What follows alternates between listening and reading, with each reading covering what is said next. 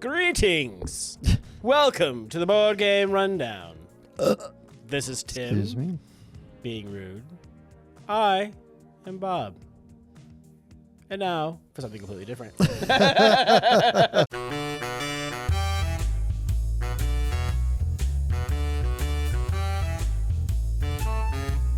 Hey guys, I'm Tim. I'm Bob. This is the Board Game Rundown, and today we are going to do a review of Street Fighter Champion Edition Legends. This was given to us by Kess for review. So if you are familiar with Street Fighter, which most people probably are, at least a heard familiarity, of it, yeah. right? Mm-hmm. You're going to play as one of the Iconic characters from Street Fighter. And they're going to give you a bunch of different scenarios in the box. You're going to take your character, you're going to grab their special attacks, which and a little player board. You're going to set yourself up. So each character is going to play differently. They've got different style of attacks, things like that. And then again, a way to kind of even change it up even more is you've got these style decks, and they're like 14 cards each. You're going to pick a style that your fighter is going to implement while they go through. You're also then going to pick one of the minion types. They'll have an elite and a regular version of the minion. Each player is going to pick a rival. So, I mean, it's basically just like an evil version of a playable character or an unused boss character kind of thing. He's got a goatee. Yeah, that's right. That's how you know they're evil. Oh, shoot.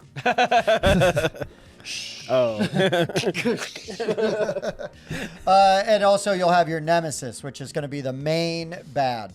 There'll be a nemesis deck that you'll work through, but basically, depending on the scenario you pick, it's going to tell you how to set up your board. You're going to throw together these couple of tiles, populate it with a couple of starting minions, and then different spaces might give you sort of different opportunities, different kinds of interactions.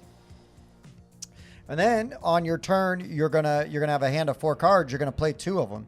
You're gonna resolve those cards, and as you resolve them, you're just gonna follow the actions shown. Like if it's move, then attack, and this one can target 2 people. Right? Awesome, great. You might, if you didn't want to use that for anything but a move, you could just use it to move 2. And then the really important thing, and where this game gets interesting, is this little icon here, your combo icon on the side of the card. Now that I play that card, that goes in my combo area. You can have up to 4 cards in your combo area, and then that is how you're going to trigger these attacks down here. So important to know, on your turn, you are the only one allowed to play cards and activate them. But on any fighter's turn, you can discard your cards and do one of your special combo attacks. Killing enemies, defeating enemies, doing objectives, things like that cards are going to give you experience. You can use experience to reroll. You can use experience to boost an attack or a movement by 1.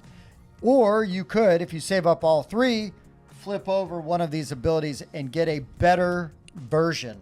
It's going to cost the exact same amount, but you're going to have a better version showing.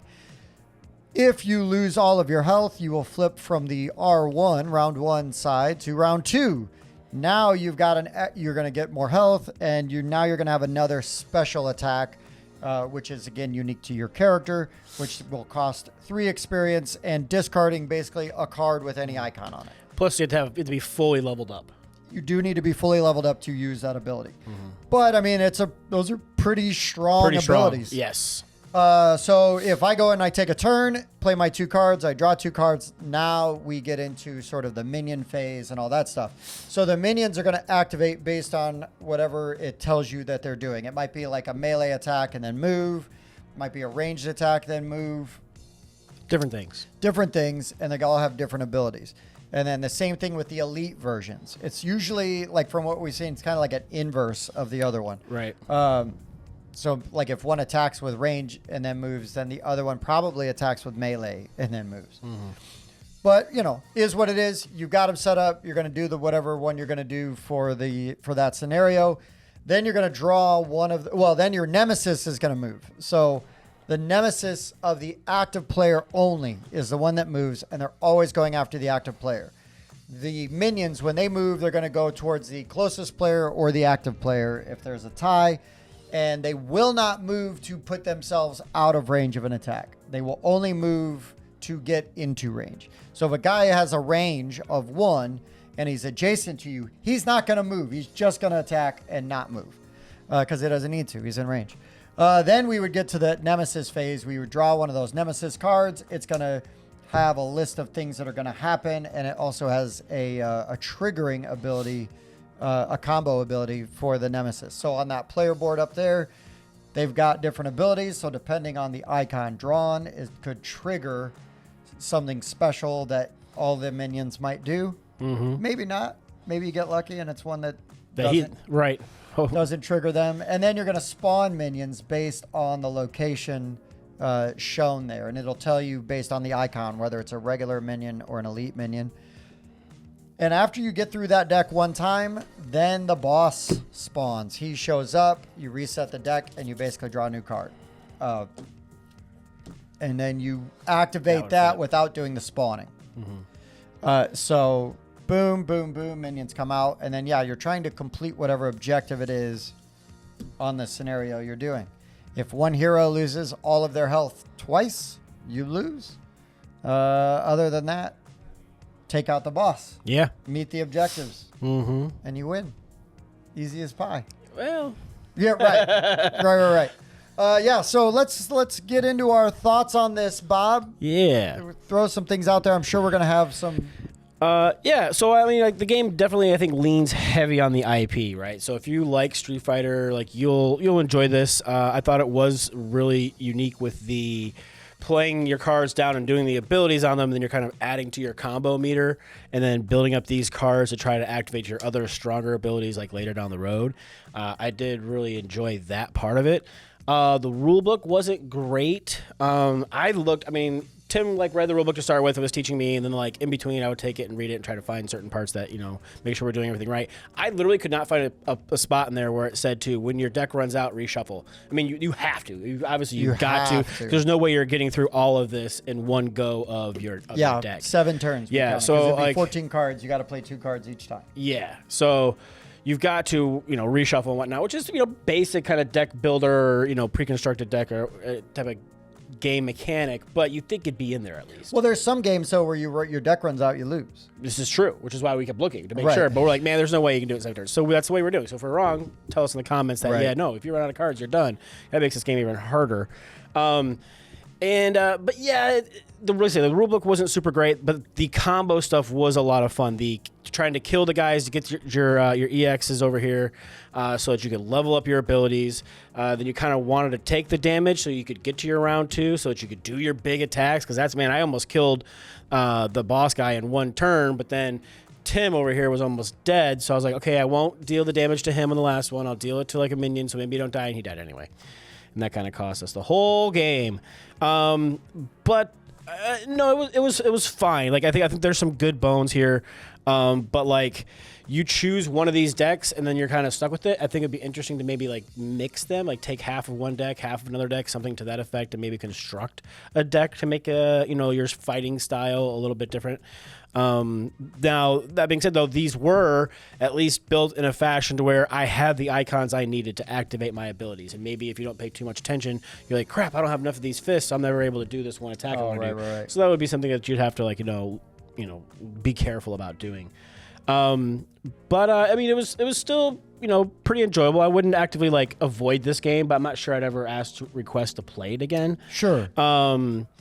But like I said, it does lean heavy on the IP. If you really like the SI, if you're a huge Street Fighter fan, I think you'll have fun doing what you're doing. Because you're doing your Electric Thunder thing and kind of rolling around and stunning people. It felt a lot Blanca felt Blanca's very cool. Thing. Yeah, and then my Chun-Li, I did a lot of kicks. Yes, you did. I did a lot of kicks. So I guess there's some push and pull with this game, and it does some things really well, and some things don't feel as smooth. Mm-hmm. The rule book I think is terrible personally, just because there's not a great 1-page awesome breakdown. Zero player rates too. There is a reference page quick reference, but it doesn't give me enough details.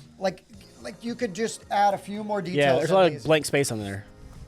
And again, though, but I guess I understand why they didn't have the details because there are not a lot of them in the book. You know? Right. Yeah, exactly. And, there's just not like, you need a thing that just has they have a sort of an overview of what a tile looks like, right? But it should say spawn points, like numbered spaces or spawn points. We had to figure that out. I mean, not that it was that hard. Yeah, but it was kind of an assumption. Right. Yeah. Yeah. But, it tells you you're going here. The mission thing tells you that you're going to the vault space. Yeah. So that, there's some things right? But but there were some like weird little details that were left out that kind of make you question stuff.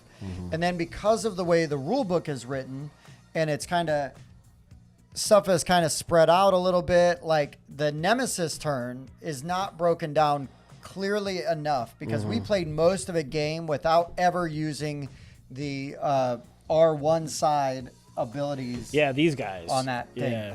And that's because we overlooked that spot on the rule book and we're like, oh, this is way too easy. Then we were like, oh, wait a minute. Yeah, we never used those things. Yeah, we re-racked. The game got a lot more difficult, but it also got more interesting. But the game is super fun. Once it gets out of its own way. Yes. Yeah, I had a great time once we're doing like these attacks. And right, I'm like, building the combos and and then you're like, oh, I leveled up that attack. Now I'm going to use this ability. And we lost because I was going aggressive. Yeah. But I didn't have a bad time. It wasn't a feels bad loss. Yeah. Because we were doing stuff. We were kicking ass and taking names. We were, yes. Like we were wiping the board for minions. And then they kept coming back in a bad way. Yeah. So I really like the difficult aspect of the co-op. I think the combos are great. The replayability is there because you're going to try different characters. All the different characters, all the different minions, all the different nemesis. You're going to try your different decks. You're going to try different characters. Yeah, so lots and lots of replayability in here. I think this is definitely one, like early on, I would reach for more, just to try to see the other combinations, see the other characters. Sure. And we played it too. I felt like it played great at 2. Honestly, it felt really smooth. You could play. I wonder if it's full co-op. It's full co-op. I wonder. So I guess I just wonder how much the downtime would affect like a 4-player. Oh, geez. Yeah, because that would be kind of tough because the way it works is a player takes their turn, you activate all the minions. A player takes their turn, you activate all the minions, and you're spawning them too. So it's like you go, and then there's 3 turns worth of minions on the board before you get to go again, and you could just get the crap beat out of you.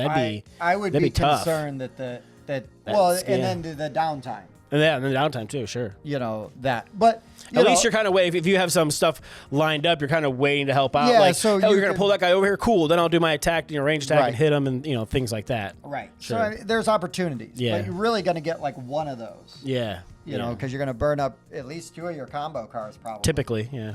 Maybe just one. But so, anyways, there's some questions I have there. But at 2, I thought this was really fun. The components the art's great. I really like the art on there. I feel like they're pretty good representations of all the characters. Everything looks good. The card art's interesting.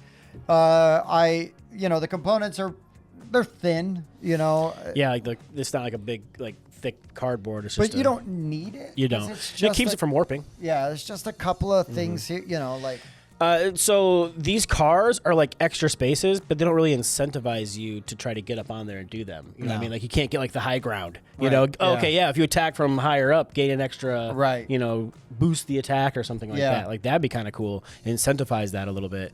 We just kind of avoided going up there because it costs an extra move, so just walk around it. Yeah, we just went around them because it's like, well. So I think that'd be more fun if they kind of incentivize that a little bit. Right.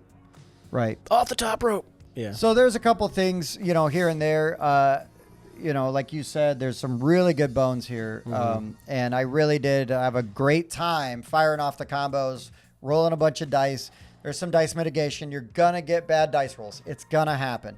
But, man, when you get those good dice rolls, they feel good. They do. Especially because you can spill that damage over to multiple things. Yeah, it's cool. Yeah. That part is very cool. Yep. So I guess we need to rate this game there, Mr. Hooper. Yeah. How do we do that at the Board Game Rundown? Here at the Board Game Rundown, we're going to give this a score between 0.5, because apparently you can't do zeros, up to 10. We do use the 0.5s for a little bit of variance and whatnot. Then we're going to take our 2 scores, we're going to average them together, and that'll be the score that the board game rundown gives it on like BGG or in our Discord if you ask us there. All right, Bob. That's Everybody me. wants to know how many Everybody's waiting.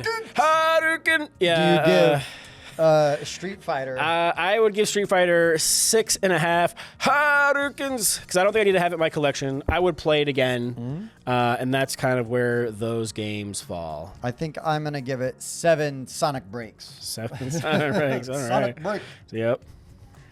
Yeah. Again, I think the combos are pretty neat. Really interesting implementation. Haven't really played a co-op that worked like this. And again, the combo system in this is really like the fun part of that. So if that part sounds good, I'm going to say check this out. If you don't care for the IP or that combo system doesn't appeal to you, don't bother. Don't bother. Yep. But Yep. I grew up playing Street Fighter and Mortal Kombat, stuff like that. Same. And so I enjoyed that. Absolutely. Yeah. And the combos were fun. They were. So our average is going to be a 6.8. Not bad. Not bad. Yeah. Not bad. So yeah, and I think like now I am not like super hype on like Street Fighter recently. Well, you have that, Vega tattoo on your. Well, on your yeah, back, but I got that back in like '99. Oh, okay. So, yeah, it's faded. It's faded. Yeah. But yeah, so I think if you're into like Street Fighter, especially now, I think you would enjoy this. You're still gonna enjoy it and like the idea behind it and what it does. Just get through that rule book. Yeah. That's the real fight. That is the real fight. All right. Well, I'm gonna stop trashing that rule book and just say, hey, we had fun playing this, and yeah. Check it out. So, for the board game rundown, I've been Tim. Bob. We'll see you next time.